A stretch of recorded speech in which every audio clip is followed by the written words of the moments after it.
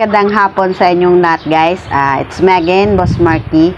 Panibagong araw at panibagong vlog na naman tayo ngayon. Guys, meron pala akong ginawa kasi yung manok ko na sa breedingan, yung sa may banda Kichiko, at nilabas ko na guys kasi nag-aaway-aaway na sila.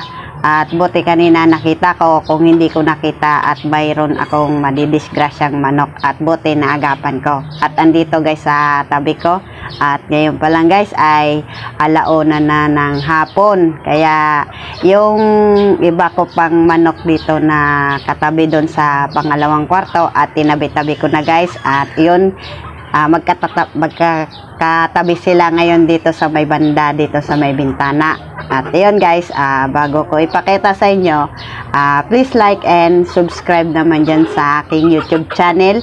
At pindutin nyo na lang po ang bell button para lagi kayong update sa aking video. Kaya guys, samahan nyo ako sa aking video na to at ipapakita ko yung aking manok na nilagay ko na dito sa may bandang bintana. Yung 5 at bali yung 3 guys doon sa may banda sa motor at nilagay ko na dito. At bali 7 sila guys, yan magkakapatid, at nandun yung isa, ayan. At dito yung isang baby pullets ko, at may baby pullets din ako na isa, at may 2 din ako na inahin. At dito din isang baby pullets at isa din na inahin. Bali 3 yan na inahin guys, 3 inahin guys. At may kasama yung isa ko baby pullets na inahin, at bali dito 2, at nandun din yung isa doon na baby pullets, ayan. At pinagtabi-tabi ko na sila guys para hirila sila, kasi para maano yung ano nila, kasi 7 yan lahat guys. At ayun, at dito 3 at dito 2.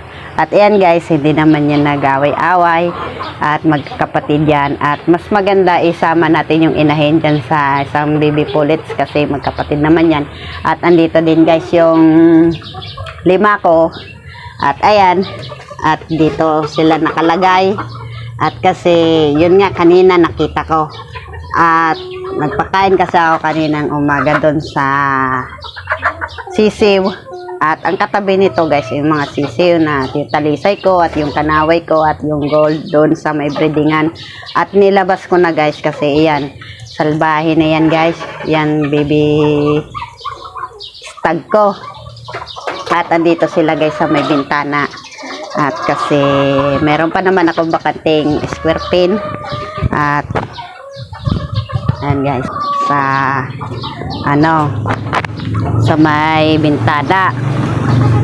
Kasi ayan guys, magkatabi na sila. At sinama ko lang yung 2 inahin at yan baby stag ko. At nilagay ko na dito kasi pag hindi ko naagapan guys, at hindi ko na pansin doon, at meron na naman ako madidiscuss ng manok, at buti na agapan ko kagad kasi bala ko na talaga guys ilagay sila dito sa may area na to, at para yung inilisan nito guys na 5, at doon ko naman ilalagay yung aking sisiyo na 10. At ito guys, magkatabi na yan guys, ayan. At pinakain ko lang yan dyan guys kanina, at hindi ako nagbigay ng kaninang mahinatang hali. At hapon na kasi guys, malauna 1 PM na, at hindi ko na to bibigyan para mamaya, at isang beses ko lang yan bibigyan, umaga hanggang hapon. At hindi na ako guys nagpapakain ng tanghali para ano, para matakot ako sila pagkakahapon pagpapakain. At ito guys, at wala na ako guys na temporary lang yan. At ito nilagay ko talaga dito, ayan ayan yung nilagay ko kasi ayan nag-away-away na sila, at buti nakita ko. At yun, tinulungan ako ni Maylin maglagay nitong scratch at square pin. At meron din akong nakalagay dito na square pin. At ang bala ko guys, yung aking bangkas at ilalagay ko dyan kasi yun nagtitilaok na rin yun. At kailangan na natin yun ihiwalay. At ito yung guys, yung ibala kong ilalagay doon sa inalisan ng 5. Ito, kasi inalis ko dito yung 2.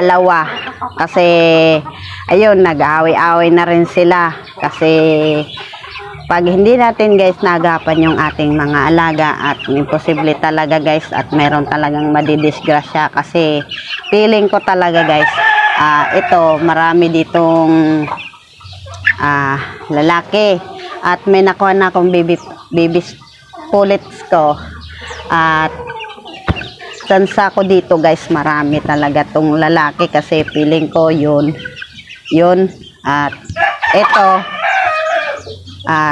ito tapos yun yung 2 yung malalaki ay yun ata yung mga lalaki kasi nakita ko kanina pagpakain ko dito kaninang umaga sa mga alaga kong mga manok at nagbisi-bisian rin sila guys, nagbubugbugan kaya hiniwalay ko na yung 2 at ito at ilalagay ko na naman doon sa breedingan para makaapak sila sa lupa at ayan guys napakaganda guys yung aking alaga na simula nung ako ng patokang bago at feeling ko ang bilis talaga nilang lumaki kaya ganito rin guys at ayosin ko yung tripod ko at ganito na naman guys yung gagawin kong patoka na ibibigay sa kanila kasi napakaganda guys yung bago kong na isip na patoka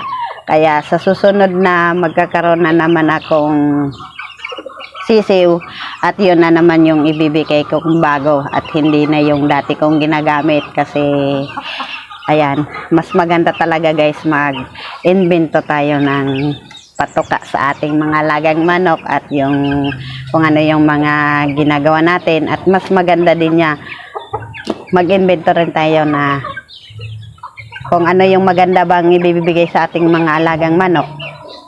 At yun nga, nag-invento din ako nung pagpainom sa aking alagang manok na yung itlog na may homemade bit tapos yung galistat. Kaya ito na naman guys yung ilalagay ko doon sa breedingan. At yun na, antok na naman yung isa guys At wala naman yan guys wala yan sakit at ito ay napakagandang napakagandang manok kasi simula nung sisiw sila hanggang ganito nakalaki at hindi sila nagkasakit kaya yun ang pinakamaganda guys sa ating alaga. Kanina super busy ako at ayun at buti nakapagpainom ako dito kanina at yun nakita ko nag-iyakan na yung aking mga nakabreeding dito na 5 kasi balak ko na rin talaga guys na ilabas na sila kasi ayan nga pag ganyan na mga baby stag na sila at dyan na naglalaban-laban na siyempre sikip na yung nila yung kulungan at hindi sila nakapag-ikot-ikot at hindi sila nakapagbuelo at yun ang ginawa ko yung isa kong baby stag at isinama ko yung 2 inahin at yung 2 ay pinaghiwalay ko na kaya yun guys magandang hapon na lang sa inyong lahat dyan at lalo na sa aking mga subscriber at mag-iingat kayo lagi sa inyong mga ginagawa at sa lahat ng mga kagaya kong nag-vlog at nagko-content at ingat kayo lagi at sana at dumami pa yung ating subscriber at nasa kanila kasi yung nakasalala yung ating panonood ng ating mga video at nasa kanila rin yan kung mag-subscribe sila at sana mag-subscribe din sa ating mga YouTube channel na kagaya natin nagbibideo. Kaya si Kuya, ingat ka lagi dyan, idol. At ang galing-galing mo. At thank you. At sana pareho tayo na dumami yung ating subscriber at mga ganito na maliit lang tayong content creator at isipin lang natin na yung mga ginagawa natin at hindi muna natin isipin yung kung paano tayo ano dyan sa video, yung halimbawa makapag 1,000 tayo o lagpas 1,000, kasi hindi ko kasi alam kung pag nakalagpas tayo ng 1,000 at kung may sweldo na tayo. Kaya isipin lang natin kuya na parang naglalaro lang tayo at nag-share din tayo sa ating mga alaga kung ano ang ating mga ginagawa. Kaya hanggang dito na lang yung aking video. At bye-bye. Magandang hapon na lang sa inyong lahat. Boss Marky. Bye-bye!